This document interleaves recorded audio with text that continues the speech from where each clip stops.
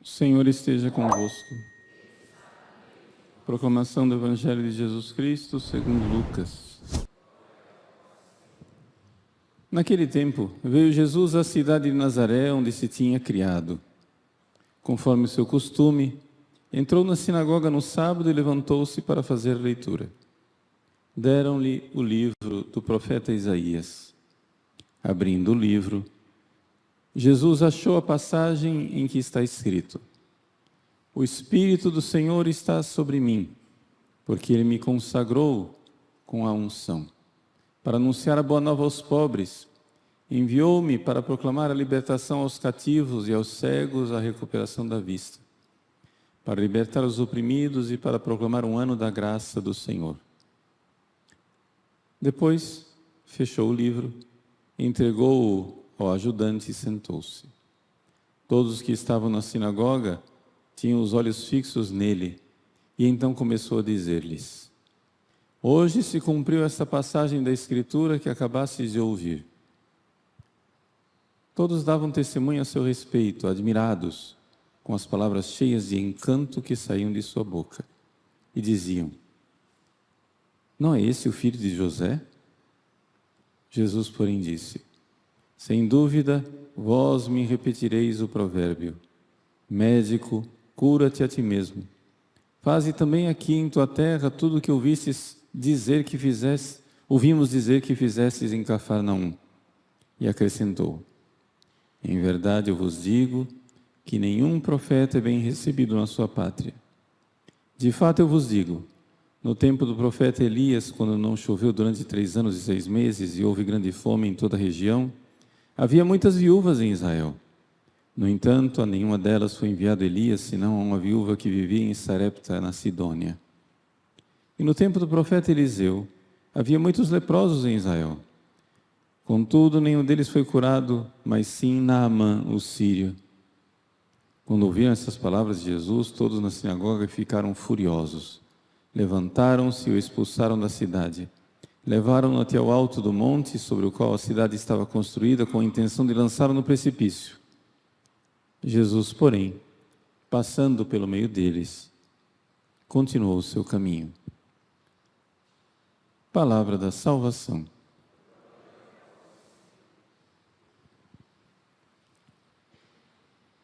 Meus queridos irmãos e irmãs, essa passagem do Evangelho de São Lucas é muito importante porque é o início do ministério público de Jesus com toda a clareza daquilo que é a sua pregação. São Lucas elabora o seu evangelho, que é o maior de todos os 4 evangelhos, colocando a realidade da paternidade de Deus. Deus é o Pai de Jesus, como sendo a mensagem principal. Ele inicia o seu evangelho com a narrativa da infância, ou seja, a parte mais importante, o anúncio do anjo à Virgem Maria, o nascimento em Belém. Mas depois, ele nos narra uma coisa que nenhum outro evangelho narra. Jesus perdido e reencontrado no templo, em que Jesus ali mostra para os seus pais e para todos que ele está obedecendo à lei. Ele é submisso à lei, mas ele faz isso porque quer. Jesus obedeceu e se submeteu a São José e à Virgem Maria porque quis, para dar glória a Deus com essa sua submissão. Porque ele é Deus, ele não precisava fazer isso. E esse ato aos 12 anos de idade é a revelação disso para todos. José e Maria já sabiam, mas estranharam, porque durante 12 anos Jesus foi submisso completamente. De repente, ele desaparece. depois que ele é reencontrado lá em Jerusalém, o evangelista São Lucas diz: então eles retornaram a Nazaré, a sua terra, e Jesus era-lhes submisso. Ou seja, para dizer, isso foi uma coisa bem pontual, bem especial, um parênteses. E o que é esse parênteses? Jesus que diz, é a primeira palavra que sai da boca de Jesus. Até agora Jesus não falou, ok? Jesus nasceu em Belém, glória a Deus nas alturas, paz na terra aos homens, todos foram lá, adoraram Jesus, beleza, mas Jesus não tinha aberto a boca. Aos 12 anos de idade, a primeira palavra que sai da boca de Jesus é: não sabeis que eu devo cuidar das coisas do meu Pai? Essa é a primeira palavra. No fim do Evangelho de São Lucas, qual é a última palavra de Jesus? Na cruz. Última, por assim dizer, porque, claro, depois ele ressuscitou e falou. Mas última em sua vida aqui na terra, antes de ressuscitado. Última palavra: Pai, em tuas mãos entrego o meu espírito. A primeira palavra que sai da boca de Jesus em São Lucas é Pai. A última palavra que sai da boca de Jesus em São Lucas é Pai. E isso nos dá a chave de leitura para esse episódio importantíssimo da inauguração de sua pregação, onde? Na sua cidade natal, Nazaré. Ele começa a pregar e todos dizem: mas não é esse o filho de José?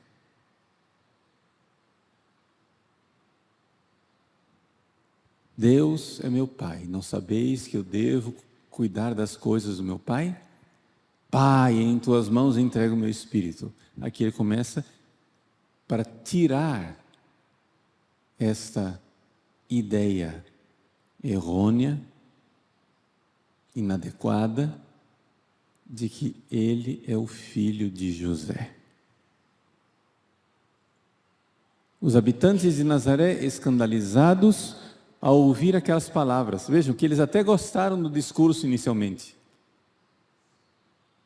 Um pouco como Herodes, que gostava de ouvir João Batista, os habitantes de Nazaré também ficaram bastante impressionados positivamente com o ensinamento de Jesus, porque eles disseram assim: todos davam testemunho a seu respeito, admirados com as palavras cheias de encanto que saíam de sua boca. Os outros evangelistas dizem: de onde vem essa sabedoria? E ficaram escandalizados com ele. Porque, claro, Jesus não é o filho de José. José é o pai legal de Jesus. O papel de São José é importantíssimo, por quê?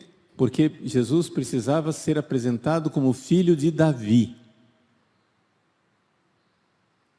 São José é o pai davídico de Jesus. Virá o filho de Davi. Então Jesus é apresentado como filho de José. Nota de rodapé. Esse final de semana eu dei um curso para homens, onde eu falei da paternidade, e eu disse para todos os homens que estavam lá: olha, é o seguinte, o filho, quando nasce, ele já é da mãe. Claro, já está lá 9 meses na barriga. É a mãe quem vai amamentar. A não ser que dê alguma coisa errada, e pode dar alguma coisa errada, mas de um modo geral, as mães recebem o filho e já estão conectadas com ele. A mãe já está conectada com o filho desde 9 meses, e lactação, etc. Claro que tem sempre problemas, às vezes hormonais, disforias, etc. Mas, de uma forma geral, dá certo. Quando não dá certo, a gente tem que ajudar essa mãe a acolher a criança. Mas as mães recebem os seus filhos logo cedo. O pai não. O pai precisa adotar o filho. Mas é meu, padre, fui eu. Ele é sangue do meu sangue, fui eu quem gerei. Sim, foi você quem deu origem a ele. Mas se você não fizer um esforço para adotar a criança, ela vai ser sempre uma criança, não vai ser sua. O homem precisa desse esforço de adoção, e nesse sentido, a Sagrada Família é modelo para todos. Vejam só, a Sagrada Família nos mostra o que um homem tem que fazer. Ele tem que adotar o seu filho, mesmo que seja dele. Se ele não fizer esforço, ele vai ficar sempre desconectado da criança. Como São José, que adota Jesus. Fecha parênteses. Voltando à sinagoga de Nazaré. A sinagoga de Nazaré, todos dizem, mas ele não é o filho de José? E ficam escandalizados. Mas quem é Jesus? Quem é Jesus? E o Evangelho de hoje nos dá essa clareza, essa luz. Vamos recordar o que aconteceu na sinagoga. Os judeus, eles têm rituais na sinagoga que nós não temos. Não é assim, alguém convida a esmo alguém para fazer a leitura. Não. As mulheres esperam do lado de fora, uma treliça, elas não entram propriamente na sinagoga, são os homens que entram, e então alguém fica na porta contando o número de pessoas que entram. Quando chega no número exato daquele que deve ler, então é você quem vai ler hoje. Portanto, Jesus não foi convidado a esmo para ler. Naquele dia, era ele que pelo ritual deveria ler. Segunda coisa, Jesus não escolheu a passagem que ele ia ler. Quando o empregado da sinagoga trouxe o livro, como está aqui na nossa tradução, o que ele trouxe na verdade foi um rolo. O rolo do profeta Isaías é um livro grande, com duas pequenas varas, duas estacazinhas de madeira, e a pessoa vai rolando, como fazíamos antigamente, o pessoal aí da data de nascimento antiga, DNA, como era fita cassete, né? Você tinha que rebobinar para voltar numa passagem. Não, ainda não é aqui. Você tem que girar tudo. Não abre onde você quer. Não é como esses livros nossos. Isso aqui é chamado de códice. O códice é uma forma de encadernar o livro que você pode abrir em qualquer página, a qualquer momento. O rolo não. O rolo está aberto ali. E para você mudar de página, dá um trabalho. O Evangelho nos diz que Jesus, então, pegou o livro e abriu. E encontrou na sua frente. Digo tudo isso para vocês entenderem como é a providência divina quem fez esse momento. Não foi assim uma coisa que Jesus armou. Não. Quem armou foi ele, mas como Deus, providência divina, não como homem. Deus fez aquele momento de revelação para o povo de Nazaré. Desde toda a eternidade estava previsto que Jesus seria aquele que iria ler. Desde toda a eternidade estava previsto que o livro iria abrir naquela página. Desde toda a eternidade, quando Isaías escreveu aquela passagem, Isaías escreveu para que fosse lido na sinagoga de Nazaré. Isaías não sabia disso, mas Deus sabia. Quando Isaías escreveu essa página, escreveu para que ela fosse lida. na sinagoga de Nazaré. E o que foi que Jesus leu?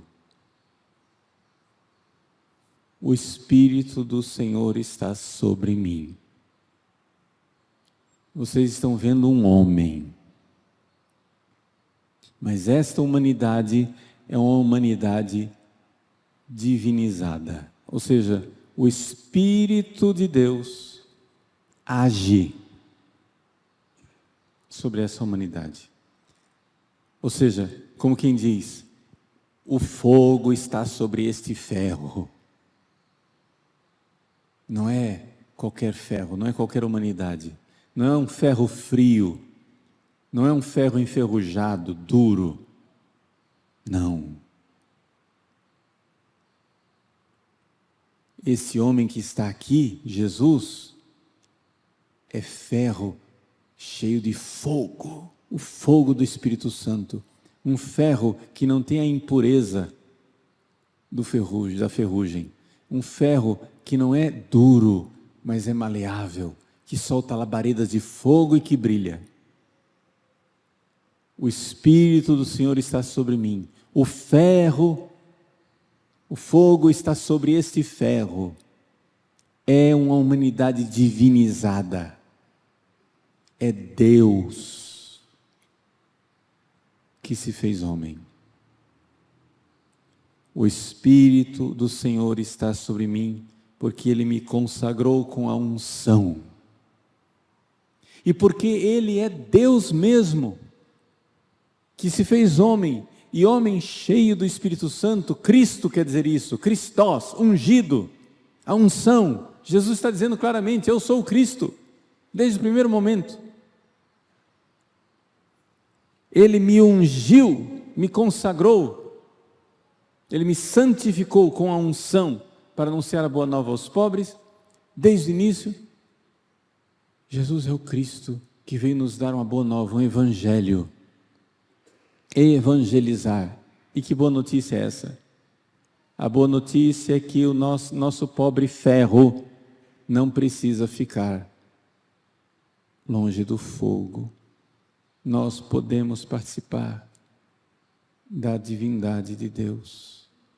E assim como Jesus é filho de Deus, filho, não sabeis que eu devo cuidar das coisas do meu Pai?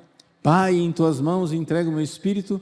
Assim somos todos nós chamados a ser filhos nesse Filho Jesus. Jesus sairá da sinagoga e vai começar a anunciar dizendo: o reino de Deus está dentro de vós.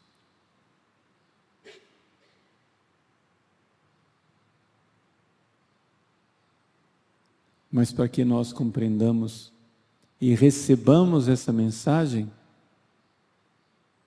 é necessário que Ele viva esta filiação, esse amor, essa unção até o fim. Sim, o frasco de alabastro que está com o óleo da unção precisa se romper para perfumar toda a casa. Jesus sai da sinagoga, queriam apedrejá-lo, e o Evangelho diz: Jesus, porém, passando pelo meio deles, continuou o seu caminho. Caminho para onde? Todo o Evangelho de Lucas é montado como uma grande narrativa da viagem de Jesus da Galileia para Jerusalém para morrer na cruz. Esse é o caminho. Ele segue o seu caminho porque só estaremos prontos para compreender essa boa nova quando virmos essa humanidade plenamente divina na cruz, com toda a plenitude do seu amor, com amor transbordante. O Espírito do Senhor está sobre mim e por isso Ele morre na cruz de amor por nós, por Deus. Essa morte de amor é a prova do Espírito que é do amor de Deus. Eis aí a revelação do Filho. Deus é amor e Ele se revela na cruz de Cristo. Ali nós vemos que Deus é amor. Eis aí o Filho, da mesma natureza do Pai, da mesma natureza nossa também, revelando em nossa carne o amor. Entreguemos então a Deus também o nosso caminho. Nosso caminho de incompreensão, como Jesus foi incompreendido em Nazaré, mas um caminho de quem sabe que é filho. Eu sei que eu sou filho. Eu sei que o meu ferro está unido ao fogo de Deus. Peçamos essa graça. E é isso que nós iremos receber na Santa Comunhão.